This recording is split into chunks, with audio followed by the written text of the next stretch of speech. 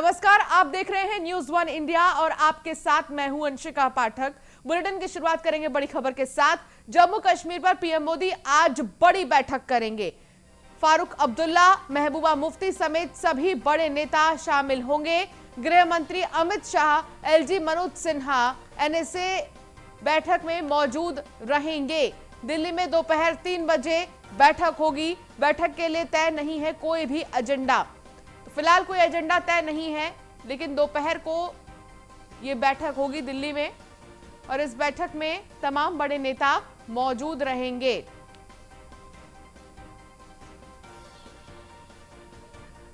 फारूक अब्दुल्ला, महबूबा मुफ्ती समेत तमाम बड़े नेता मौजूद रहेंगे इस बैठक में। गृह मंत्री अमित शाह भी रहेंगे। जितने रिकॉग्नाइज्ड पॉलिटिकल पार्टीज हैं जम्मू कश्मीर के, उनको तमाम को बुलाया गया है। ये बात जब प्राइम मिनिस्टर पूछेंगे, फेस टू फेस बात होगी, तो हम कहेंगे क्या बोलना है। मैं अभी तो तैयारी कर रहा हूँ क्या बोलना है, लेकिन बोलना है।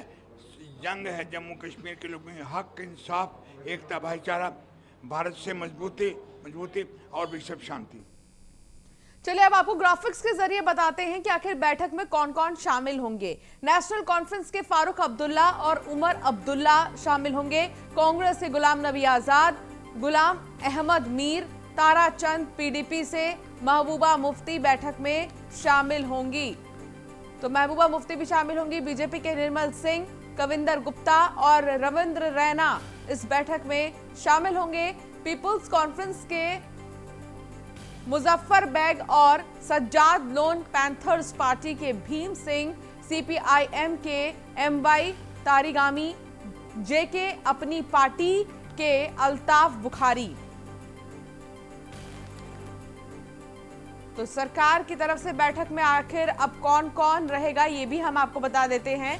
गृह मंत्री अमित शाह, प्रधानमंत्री नरेंद्र मोदी इस बैठक में शामिल होंगे। जम्मू कश्मीर के LG Manoj Sinha, NSA Ajit Doval, PM के प्रिंसिपल सेक्रेटरी पीके मिश्रा, गृह सचिव अजय भल्ला भी शामिल होंगे। तो इस बैठक में सरकार की तरफ से कौन शामिल होने वाला है और नेताओं की तरफ से कौन शामिल होने वाला है, ये आपको हम ग्राफिक्स के जरिए दिखा रहे थे।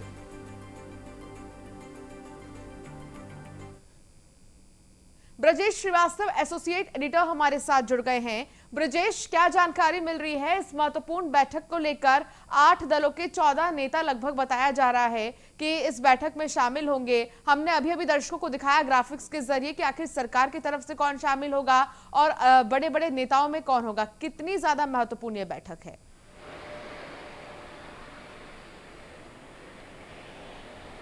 देखिए, सबसे बड़ी बात यह है कि लंबे समय बाद, आप सोचिए कि लंबे लगभग 682 दिन से ज़्यादा का वक्त हो गया है और उसके बाद कोई आल पार्टी मीटिंग हो रही है या फिर कश्मीर के मुद्दे पर डायलॉग हो रहा है विपक्षी पार्टियों के साथ, तो अपने आप में बेहद अहम हो जाता है। ऐसे वक्त में जब 370 खत्म की गई, उस वक्त किसी के साथ चर्चा नहीं हुई, अकस्मात ये पूरा फैसला हुआ, तमाम लोग नज़रबंद किए गए। तो कुल मिलाकर के जो जम्मू कश्मीर और लद्दाख की पॉलिटिक्स थी वो अपने आप में जो है एक तरह से हाशिए पर चली गई। लेकिन अब अगर देखा जाए तो अब वहां पर डेमोक्रेटिक सिस्टम को बहाल करने की, लोकतांत्रिक प्रक्रिया को बहाल करने की तैयारी वहां पर हो रही है। नए सिरे से परिसीमन की जरूरत है।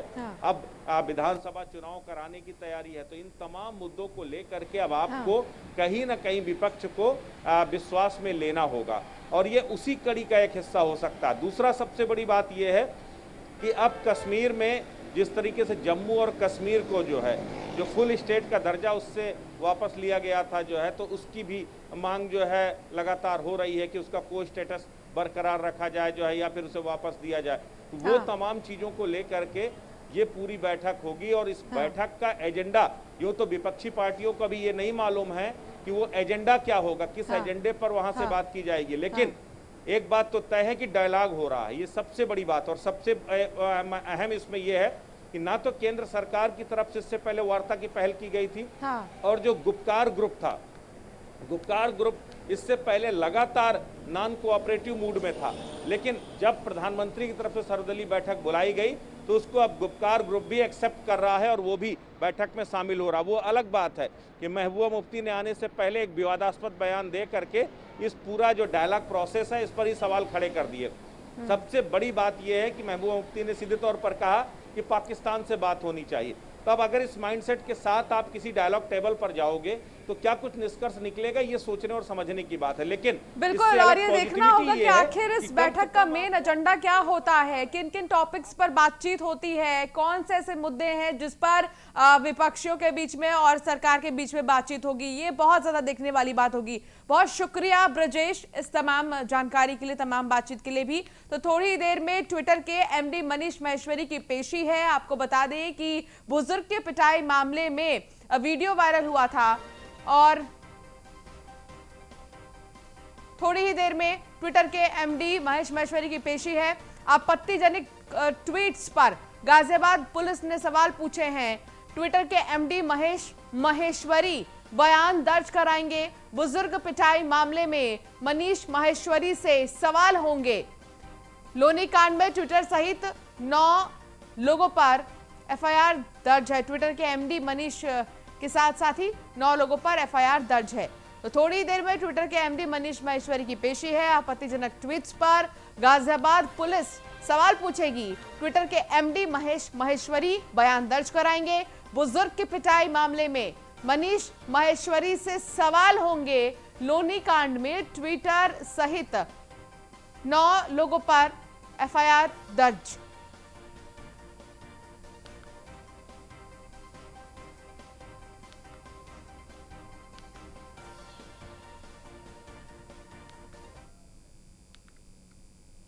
वीडियो जिसमें बुजुर्ग की पिटाई की गई थी और अचानक उस वीडियो को 13 जून से वायरल कर दिया गया, जिसमें वीडियो का ऑडियो जो था वो पूरी तरीके से बंद था और कुछ धार्मिक बातें लिखी गई थी, धार्मिक सौहार्द बिगाड़ने की कोशिश की गई थी। जिस पूरे मामले में गाजियाबाद लोनी पुलिस ने 15 तारीख को ट्विटर समेत 9 लोगों पर मुकदमा पंजीकृत किया और 17 तारीख को ट्विटर के एमडी को नोटिस सर्व किया, जिसमें साफ तौर पर कहा गया कि यहाँ पर आइए और अपना बयान दर्ज कराइए कि आखिर ये वीडियो क्यों वायरल होने दिया गया। प्लेटफॉर्म जो भी सोशल नेटवर्किंग साइट होती है वो उसके पास राइट्स होते हैं कि कोई भी आपत्तिजनक चीज़ है तो उसको वो देख सकते हैं, उसकी मॉनिटरिंग कर सकते हैं और उसको रोक सकते हैं। लेकिन ट्विटर की तरफ से ऐसा नहीं किया गया, जिसके बाद गाजियाबाद पुलिस ने 17 तारीख को एक नोटिस सर्व किया और उसके एमडी को यह बुलाया हो। आज जिसके जवाब 18 तारीख को ट्विटर की तरफ से आया कि वो वर्चुअल मीटिंग के माध्यम से सहयोग कर सकते हैं। लेकिन गाजियाबाद पुलिस ने एक जो कानूनी सलाह ली, उस कानूनी सलाह के बाद 21 तारीख को दूसरा नोटिस जारी किया, जिसमें आज 24 तारीख को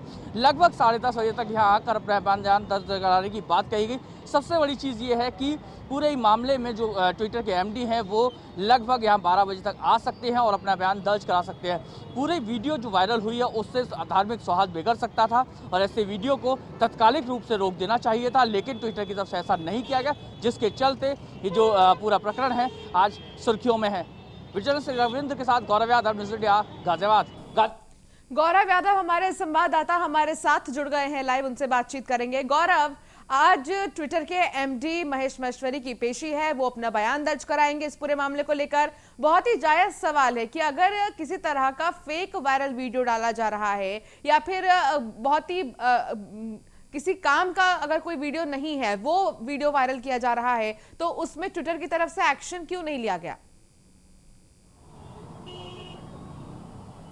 जी बिल्कुल, देखिए सबसे बड़ी चीज़ ये है कि कोई भी सोशल नेटवर्किंग साइट होती है तो उसमें जो भी कंटेंट होता है वो कंटेंट सार्वजनिक है, पब्लिक के लिए है या नहीं है, या धार्मिक उत्पाद से जुड़ा हुआ तो नहीं है, ऐसी सभी मॉनिटरिंग होती है। उसके बाद उसको फ्लोट किया जाता है। हाँ। और यदि कोई कंटेंट ऐसा होता है जो कि डिस्टर्बिंग हो तो उसमें जो डिस्टर्बिंग नोट लगा दिया जाता है, और कोई ऐसा कंटेंट है जो कि सर्कुलेट नहीं होना चाहिए था, गलती से सर्कुलेट किया या किसी ने गलत भावना के चलते सर्कुलेट किया है, तो उसे पूरी तरीके से ब्लॉक कर दिया जाता है और साथ ही साथ वो अकाउंट भी फ्रीज कर दिया जाता है जिस अकाउंट से वो वीडियो से या वो कंटेंट सर्कुलेट हुआ हो। लेकिन इस पूरे ही मामले में ट्विटर की तरफ से ना तो कोई वीडियो था उसको रोका गया, ना ही वो कंटेंट सर्कुलेट होने से रोका गया, और पूरे ही मामले में जो एफआईआर दर्ज होने के बाद पुलिस की तरफ से नोटिस दिया गया, उस पर भी आज लगभग 17 तारीख को वो नोटिस दिया गया था, जिसके बाद 18 तारीख को पुलिस की तरफ से ट्विटर की तरफ से कहा गया कि हम वर्चुअल मीटिंग के माध्यम से बात कर लेते हैं, हाँ वर्चुअल बात कर लीजिए हमसे, जिसके बाद कानूनी सलाह पुलिस ने ली और उसके बाद एक और नोटिस सर्व करके जब लगातार पे दबाव बनाया, तब जाके कहीं ट्विटर की तरफ से यहाँ आने की बात कही जा रही है, यानी कि सहयोग करने की बात की जा रही है। हाँ। लेकिन सबसे बड़ी चीज, जो लगातार जो कंटेंट फ्लोट हो रहा था उसको नहीं रोका गया और ना ही वो अकाउंट फ्रीज किया गया जिस अकाउंट से ये पूरा का पूरा वीडियो वायरल हुआ था, ये कंटेंट फ्लोट किया गया था, धार्मिक स्वाद बिगाड़ने की कोशिश की गई थी। इस सब पर बात करने के लिए हमारे साथ हमारे सहयोगी प्रदीप भी है, उससे भी बात करेंगे, समझेंगे। प्रदीप, एक चीज बताओ कि यार पहले भी ट्विटर को कई सारे मेल किए जा चुके हैं, कई अलग अलग मामलों में वो सहयोग नहीं किया गया, तो क्या लगता है आज की डेट में ट्विटर सहयोग करेगा? मुझे नहीं लगता कि आज की डेट में ट्विटर सहयोग करेगा। जैसे कि देखा जा रहा है कि ट्विटर को अभी तक गाजियाबाद की पुलिस की तरफ से 2 नोटिस भेजे जा चुके हैं, जिसमें कल ट्विटर के जो एमडी थे लोनी बॉर्डर इंस्पेक्टर से बात हुई थी कि हम 24 तारीख को ना आके 23 तारीख में हम लोनी बॉर्डर आते हैं। लेकिन वो 23 में ना पहुंच के फिर कल शाम को फ़ोन करते हैं कि हम 24 में आते हैं, 24 में 11 बजे तक हम लोनी बॉर्डर थाने पहुंच जाएंगे। लेकिन अभी तक ना तो एमडी आए हैं ना कोई उनका फ़ोन आया है। अच्छा, एक चीज़ बताइए कि प्रदीप, क्या लगता है आज जब यहाँ एमडी पहुंचेंगे ट्विटर के मनीष महेश्वरी, तो क्या कुछ सवाल पुलिस की तरफ से होने वाले हैं, क्या कुछ पुलिस पूछने वाली है उनसे? देखिए, सबसे महत्वपूर्ण जो सवाल है ये है कि जब नोटिस भेजा गया था तो ट्विटर की तरफ से, ट्विटर के जो एमडी थे उनकी तरफ से जवाब आया था कि आप वर्चुअल मीटिंग कर सकते हैं। क्योंकि हालांकि ऐसा नहीं है कि वर्चुअल मीटिंग, इतना बड़ा जो वीडियो वायरल हुआ है, लोनी का माहौल ख़राब हो सकता था, उसके लिए वर्चुअल मीटिंग क्यों? दूसरा जो सवाल बनता है कि ये है कि वर्चुअल मीटिंग के बाद ये सवाल है, देखिए सबसे बड़ी चीज ये है कि पुलिस लगातार जानने की कोशिश करेगी कि उस कंटेंट को क्यों नहीं रोका गया। और वहीं सबसे बड़ी एक और जो बात निकल के सामने आती है कि इससे पहले भी ट्विटर को लगभग 26 मेल किए जा चुके हैं गाजियाबाद पुलिस की तरफ से अलग अलग मामलों में सहयोग लेने के लिए, जिस पर ट्विटर की तरफ से कोई रेस्पॉन्स नहीं दिया गया। नहीं, 26 मेल पूरे एक साल में अलग अलग मामलों में सहयोग लेने के लिए। इससे पहले भी नियम कानून को लेकर विवादों में रहा और अब एक बार फिर से ट्विटर विवादों में आ गया है। क्या लगता है इसमें केंद्र सरकार की तरफ से भी अब दखलंदाजी दी जाएगी? जी बिल्कुल, देखिए सबसे बड़ी चीज़ ये है कि कहीं ना कहीं विवाद और ऐसा टाइम जब चुनाव पास में हो और पूरा धार्मिक सौहार्द बिगाड़ने की, यानी कि विवाद पैदा करने की स्थिति की जा रही हो और उस पर एक पूरा का पूरा कंटेंट फ्लोट होने दिया जाना, उसको ना रोका जाना, इसमें कहीं ना कहीं पूरी भूमिका है। और ऐसे में जांच में भी सहयोग ना करना, जैसा कि मैंने अभी आपको बताया कि इससे पहले भी लगभग 26 मेल गाजियाबाद पुलिस की तरफ से किए गए हैं अलग अलग मामलों में जांच में सहयोग करने के लिए ट्विटर की तरफ को, लेकिन ट्विटर की तरफ से अभी तक कोई भी सहयोग नहीं किया गया। तो आज भी उनका सहयोग होगा या नहीं? ठीक है गौरव, आप वहां पर बने रहिए, जो भी अपडेट होगा हम तक पहुंचा दीजिएगा और हम आपसे अपडेट देते भी रहेंगे। बुलंदशहर से इस बीच बड़ी खबर सामने आ रही है, धर्म परिवर्तन का मामला सामने आया है। नवीन कुमार से नावेद बन गया है शख्स, लेकिन इस पूरे मामले का आखिर क्या कुछ खबर है? बात बुलंदशहर की हम कर रहे थे, जहां धर्म परिवर्तन का मामला सामने आया है। नवीन कुमार से नावेद बन गया शख्स। 8 साल पहले नवीन से नावेद बना था युवक। नवीन से नावेद अहमद बने युवक का दावा, तबलीगी जमात के संपर्क में आकर धर्म परिवर्तन किया। काजी मुफ्ती जहांगीर आलम ने दिया था धर्म परिवर्तन का प्रमाण पत्र। पुलिस ने नवीन के परिजनों से सारी जानकारी हासिल की। खुर्जा कोतवाली क्षेत्र का ये पूरा मामला बताया जा रहा है। ये मैंने 7-8 साल पहले इस्लाम कबूल किया था और मेरे जो दोस्त थे जो साथ में फैक्ट्रियों में काम करा करते थे, उनकी वो तबलीगी लाइन में लगे हुए थे, तो वो उनकी वो आना जाना तबलीग में, फिर मैं उनसे पूछता कि ये क्या वजह है, कहाँ जा रहे हो, ये वो, तो फिर उन्होंने उस डिटेल में बताया मुझे। फिर उसके बाद मुझे भी इंटरेस्ट वगैरह होने लगा। फिर ये थोड़ा सा उनसे बातें सुनने समझने के बाद, कुछ किताबें पढ़ने के बाद और वगैरह वगैरह, फिर जो है मुझे इस्लाम में इंटरेस्ट हो गया। फिर मैंने इस्लाम को फॉलो करना शुरू कर दिया, तभी से मैं इस्लाम में। और इस बीच बड़ी खबर, जहां अवैध धर्मांतरण में सामने आया टेरर एंगल। एजेंसियों को मिले धर्मांतरण गिरोह के आतंकी होने के प्रमाण। सीएम योगी आदित्यनाथ ने एजेंसियों को स्पष्ट निर्देश दिया कि दोषी की सुरक्षा के खिलाफ साजिश करने वालों पर सख्त एक्शन ले। आस्था के खिलाफ साजिश करने वालों से सख्ती से निपटे। नापाक विदेशी फंडिंग और टेरर फंडिंग के भी एजेंसियों को प्रमाण मिले हैं। धर्मांतरित मूक बधिर बच्चों के जिहादी गतिविधियों के सुराग मिले। धर्मांतरण गिरोह के देश विरोधी गतिविधियों में शामिल होने के प्रमाण। सीएम योगी खुद कर रहे हैं धर्मांतरण प्रकरण की मॉनिटरिंग। धर्मांतरण का मास्टरमाइंड उमर गौतम करा चुका है सैकड़ों धर्मांतरण। देश के 24 राज्यों और केंद्र शासित राज्यों में करा चुका धर्मांतरण। हिंदू, ईसाई, जैन और सिख परिवारों के बच्चों का धर्मांतरण करा चुका है। दिल्ली के बाटला हाउस को उमर गौतम ने मुख्य केंद्र बनाया था। ब्रजेश श्रीवास्तव एसोसिएट एडिटर हमारे साथ जुड़ गए हैं। ब्रजेश, बहुत सारी बातें अब सामने निकल कर आ रही हैं कि आखिर इस उमर गौतम ने कहां कहां कौन कौन से स्पॉट को निशाना बनाया, किन किन बच्चों को निशाना बनाया। इतना ही नहीं, अब मुख्यमंत्री योगी आदित्यनाथ ने यह कह दिया है कि दोषियों को बिल्कुल भी नहीं छोड़ा जाएगा, उन पर सख्त कार्रवाई की जाएगी।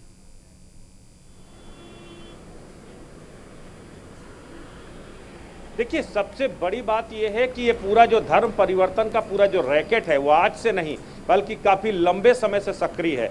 सबसे बड़ी बात यह है कि अलग अलग राज्यों में अलग अलग सरगनाओं की मदद से ये पूरा मोटिवेट करते हैं, ब्रेन वॉश करते हैं और उसके बाद उनको धर्मांतरण के लिए मजबूर करते हैं। और इस पे उनका प्रलोभन भी होता है, उनको दबाव भी देना, उनको डराना धमकाना, वो सारी प्रक्रियाएं शामिल होती हैं जिसके जरिए से वो धर्मांतरित करा सके। जो है सबसे बड़ी बात यह कि धर्मांतरण का खेल जो यूपी एटीएस की जांच में जो खुलासे हो रहे हैं, दरअसल इसमें टेरर फंडिंग का भी एंगल सामने आया है। टेरर फंडिंग इसमें बड़े लेवल पर हुई है और सबसे बड़ी बात है कि फॉरेन फंडिंग, यहाँ पर पैसा इसके लिए बराबर फॉरेन से आ रहा था, टेरर फंडिंग यहाँ पर हो रही थी और कई ऐसे एंटी सोशल एलिमेंट्स हैं जिनके साथ इस पूरे धर्मांतरण गैंग के तार जुड़े हुए थे। सबसे बड़ी बात यह है कि जो उमर गौतम था, उमर गौतम जामिया इलाके में आईडीसी के नाम से, इस्लामिक दावा सेंटर के नाम पे एक सेंटर चलाता था और जहां पर बाकायदा पूरा प्रोफाइलिंग किया जाता था, टेस्टिमोनी तैयार की जाती थी कि आखिर एक व्यक्ति ने धर्मांतरण किया तो किस किस तरीके से किया, वो क्या सोचता है, वो क्या महसूस करता है इस्लाम के बारे में। इस तरह के तमाम अलग अलग तरीके की डॉक्यूमेंट्रीज तैयार की जाती थी, अलग अलग तरीके के साहित्य जो है तैयार किए जाते थे, वो फिर देश के दूसरे हिस्सों में उनको डिस्ट्रीब्यूट किया जाता था। और जो टारगेट थे वो टारगेट खास करके आइसोलेटेड क्लास था। जो है मसलन आप ये बात मान के चलिए, जो अशिक्षित वर्ग था, जो गरीब वर्ग था, ऐसे लोगों को मुख्यतः ये लोग टारगेट करके इस्लाम स्वीकार करवाते थे। और उसमें केवल ऐसा नहीं कि केवल हिंदू कम्युनिटी से ही लोगों को जो है धर्मांतरित कराया गया, बल्कि सिख, ईसाई, जैन, बौद्ध तमाम लोगों को इस्लाम में कन्वर्ट किया है इन लोगों ने। और इसके तार पूरी तरीके से उत्तर प्रदेश के साथ साथ देश के अलग अलग हिस्सों में, यानी कि पूरे ओवरऑल अगर देखा जाए तो 24 राज्यों और यूनियन टेरिटरीज को मिलाकर जो देखा जाए तो पूरे देश भर में इनका अपना पूरा नेक्सस चल रहा था। और इसके लिए बाकायदा टेरर फंडिंग होती थी, फॉरेन फंडिंग होती थी, भारी मात्रा में यहाँ पर पैसा जो है मुहैया कराया जाता था, इन लोगों को सारी सुविधाएं दी जाती थी। तो इस तरीके से संगठित ढंग से पूरा ये रैकेट चल रहा था। और अब उसी रैकेट को तोड़ने की कोशिश उत्तर प्रदेश एटीएस द्वारा की गई है। मुख्यमंत्री योगी आदित्यनाथ ने साफ निर्देश दिए हैं कि जो जो इनके पनाहगार रहे हों, जो जो इनके मददगार रहे हों, उनकी कमर तोड़िए, उन पर सख्त कार्रवाई कीजिए, एनएसए लगाइए, राष्ट्रद्रोह लगाइए, कुछ भी लगाइए, लेकिन सख्त कार्रवाई कीजिए। बिल्कुल ब्रजेश, लेकिन अभी तो 2 लोगों को गिरफ्तार किया गया है। अगर टेरर फंडिंग है और फिर पूरा मामला आतंकी से जुड़ा सामने आ रहा है, तो ऐसे में बहुत से ऐसे लोग होंगे जो अब भी कहीं ना कहीं छिपे होंगे। तो पहले तो प्रायोरिटी यही होनी चाहिए कि उन्हें भी ढूंढ निकाला जाए।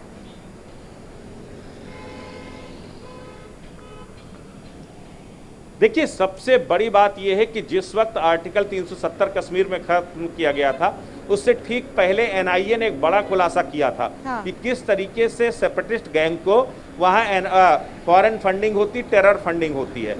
यही सब ये पूरा नेक्सस है जिसके तार एक दूसरे के साथ जुड़ते हैं। ठीक है ब्रजेश, बहुत शुक्रिया इस तमाम जानकारी के लिए।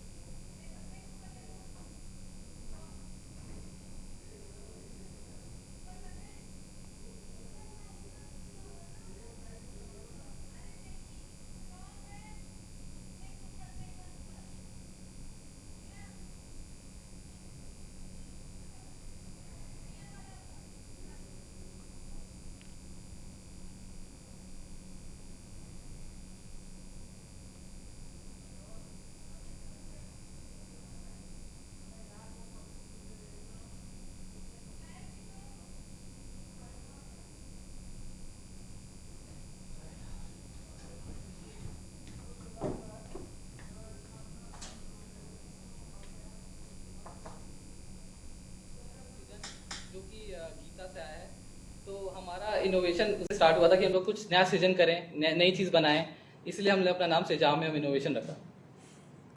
अच्छा विवेक जी, क्या आपने गेम में जी आपने हमारे देश के प्रमुख वैज्ञानिकों को